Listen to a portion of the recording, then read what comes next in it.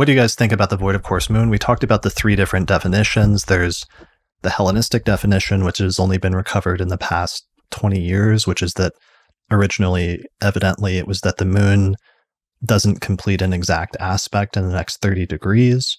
But then at some point in the medieval tradition, especially after the rise of horary, it seemed like it changed because there was more of a focus on whether planets would perfect the aspect while they were in the current signs before changing signs in order to answer the horary question in the affirmative or the negative.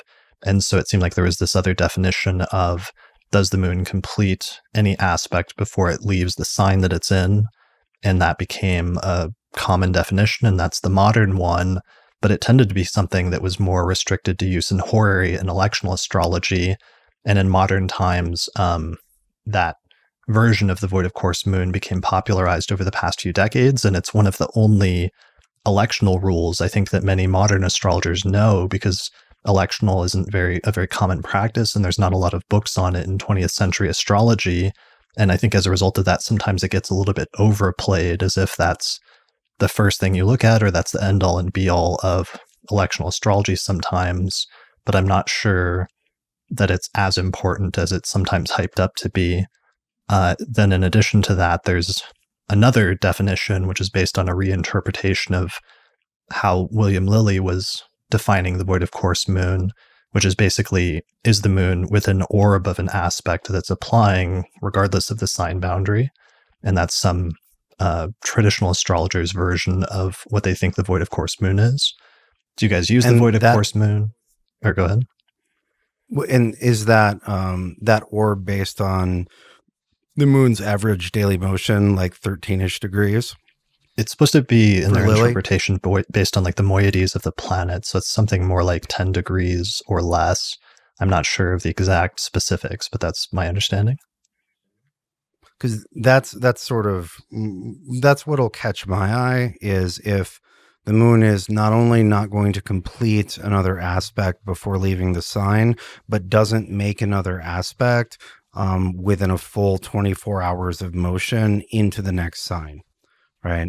So it just, it means that there's like a whole day or whole day and night where the moon's not making contact with any of the other planets. Yeah, that's something I tend to pay attention to as well, extending it to like 12 degrees, because if the moon's at like 28 degrees of a sign, but it's applying to a conjunction with Jupiter 3 degrees later at 1 degree of the next sign, then it's basically in a very close applying conjunction with Jupiter at that point.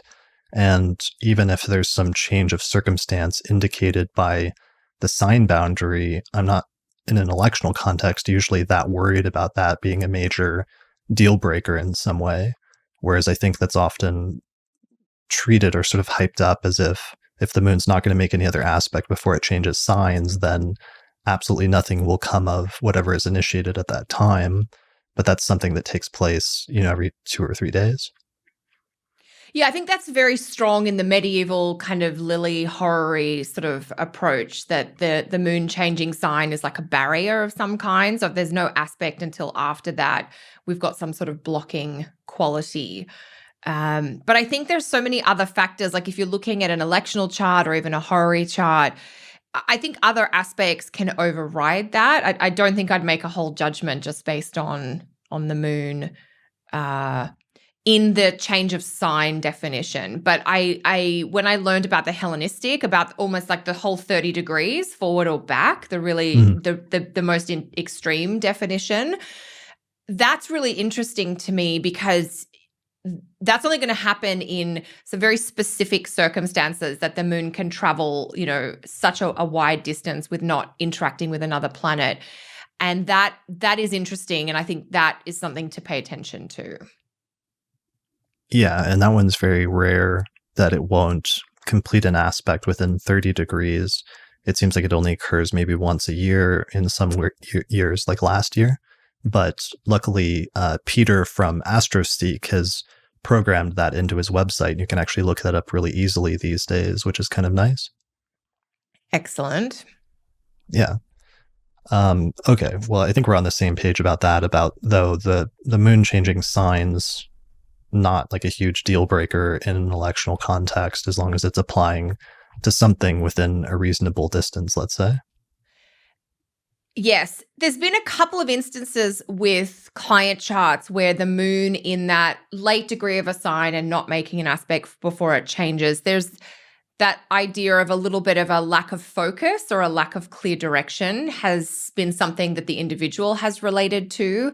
And it sort of just becomes a part of the nature of the being, I think. So I think there's a slight difference in like a horary or electional versus in a natal piece. So it is something though that you've seen come up in a natal context? Yeah. But I've seen it come up in natal. Okay. But not be like, because it was one of the things that's funny in the Hellenistic definitions, because it's like Firmicus, and Firmicus is always really over the top in his delineations, but he's also talking about the Hellenistic version, which is extremely rare, and treating it as an extremely negative thing. But if you're using the more modern definition, then that's a more common, sort of less rare, maybe less of a big deal type thing. Yeah, certainly. Right. It's literally a less extreme condition. And it's worth noting that there's a Vedic astrology sort of take on the same issue with a similarly derived name, which is the Kamadharma yoga. Right. And we touched on that very briefly at the end, so I'm glad you're mentioning that here because I wanted to go into it more. Yeah, so the principle is the same, which is the moon doesn't like being alone. Yes. Right. But the way that it's... Lonely moon is basically what a void of course moon is. Like hashtag lonely moon. Yeah, right. No friends, nobody to hang out with, nobody to take care of. Right. And so the Kamadharma is no planet in the same sign as the moon, in the sign before or the sign after. So this is basically all by conjunction, but with conjunction only, but a wider orb. But then there are a variety of cancellation conditions. So in a natal chart, for example, I have a Kamadharma moon. You have a lonely moon? I do. That rules my ascendant. With Cancer rising.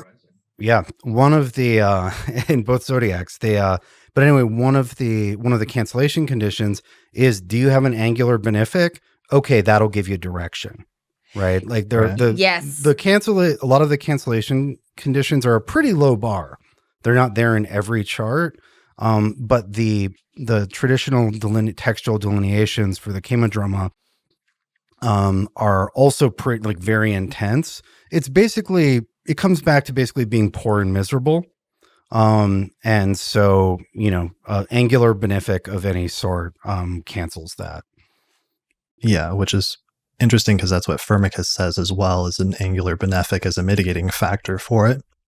And it was interesting then how it was translated into the Indian tradition, because if it's true, as Antiochus and Porphyry and Rhetorius say, that the Hellenistic or the Greek definition of kenodromia, or running in the void, was just the moon not completing an applying aspect in the next 30 degrees moving forward, it's interesting how that was translated into the Indian tradition, where the Greek word kenodromia was just transliterated as kenodruma. And instead it was translated as a sign-based conjunction, basically neither applying within the next sign nor separating in the sign before that.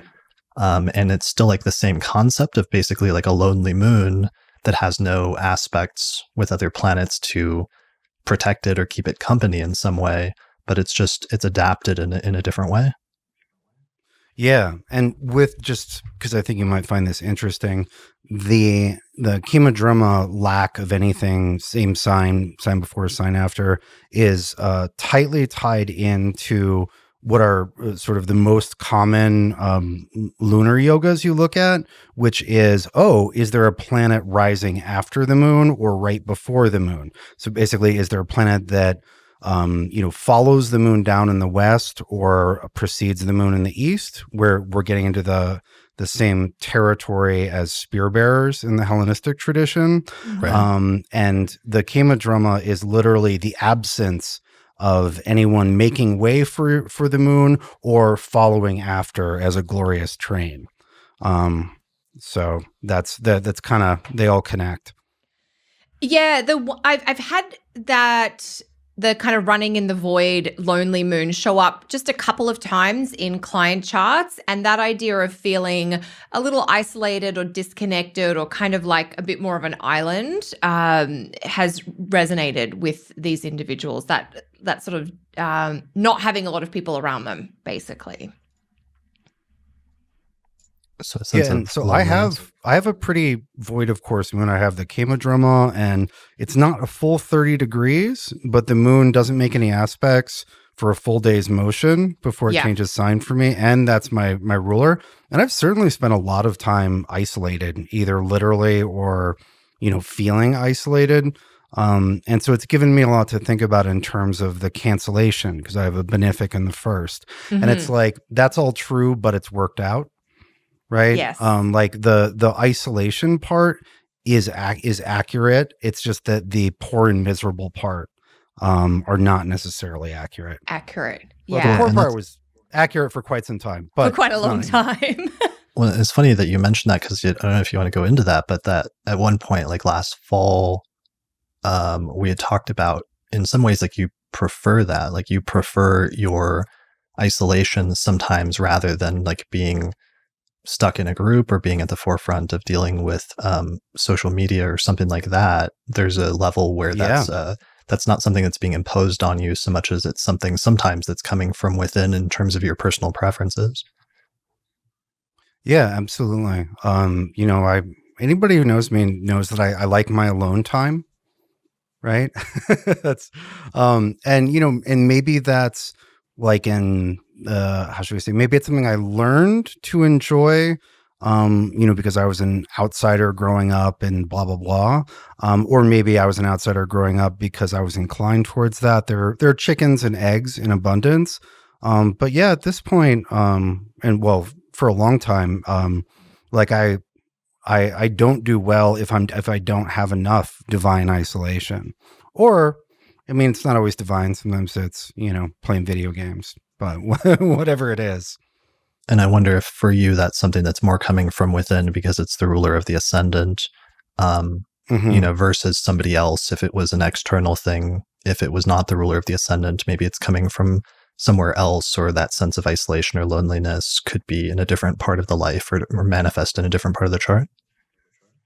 Yeah. If I were going to investigate, what seemed like pretty, maybe not full Hellenistic, but pretty void moons, like moons that have not very much contact, I would look not just at general lunar significations. I would really look at how things go in the house that's ruled by the moon. Right? Like if it rules the seventh, does this person like keep getting into relationships that kind of just don't really go anywhere, whether they want that or not? That's what you were saying, Kelly? I was just, like, oh my God, we're having a bit of a Mercury and Pisces moment, getting on the same wavelength, where I was just thinking, imagine if you have a running in the void moon and it's the Lord of the seventh, then maybe you're trying to create connection, but that could be a little bit, whether it's tricky or delays or just makes you got to work a bit harder for it. But I think to that point of like contextualize the moon according to the topics of the Cancer part of the chart. And one of the things I was trying to say at the end of that episode is I don't think, in terms of those three different definitions, I don't think there's one true singular definition. I think all three of those are probably relevant, just in different degrees of intensity. Like the most intense, obviously, is the moon not completing any aspects in the next 30 degrees, because that's the moon not completing anything in the next 2 days, basically, or like a 48-hour period, which is a very long time and very rare. So that would be a super lonely moon, versus the moon not completing an exact aspect in the next 24-hour period, which would be in the next 12 degrees. And that would be the next level of intensity. And then the third and least or most frequent one after that in terms of intensity would be not completing an exact aspect until it changes signs. So there's probably something symbolically relevant for all three of them that one could take into account. It's just a matter of probably levels of intensity and how much importance you're going to attribute to that. Right. Whether it's going to be one of the top tier things that you're going to bother paying attention to, either during a time period or in a natal chart. And I think that I'm sure you covered this in your longer discussion, but the degree to which the moon is separated from its previous aspect certainly matters. If it's only like 2 degrees separated, then like they're still hanging out, right? Like like it's 2 degrees separated, but the moon's not going to make another aspect for a long time. That's very different. Like they're still saying goodbye in the foyer, right? Yes. Or, out on the deck or porch. Whereas if the moon hasn't seen anybody, for a day and won't see anybody for another day, that's how should we say, a much more distinct loneliness or isolation. Mm. Yeah, and I forgot to mention in that episode, so this is a good opportunity to mention it, that part of the reason why the void of course moon was important in ancient astrology was because in Paulus Alexandrinus in the 4th century, he preserved this doctrine where the moon's next applications to planets over the course of the next 30 degrees are supposed to manifest in different parts of the life and different portions of the life, depending on how soon the moon will complete that aspect. And then it means that aspect will manifest at some point during the course of the life.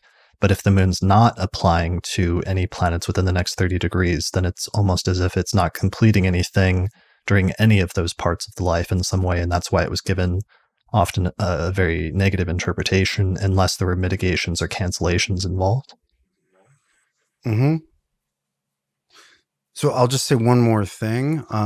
Just, in my own kind of looking at a moon that's void by a couple definitions and the ruler of the ascendant. I've always loved the void, and different spiritual practices that have void as an important part of them. There's a certain, the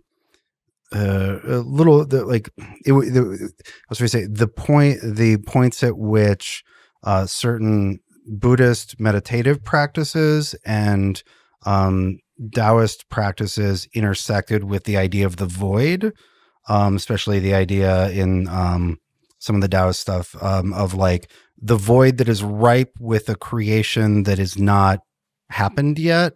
Really, those were important parts of some of my, most impactful spiritual experiences. And that void theme has been there in a positive way for me too. But there is like a very strong void theme.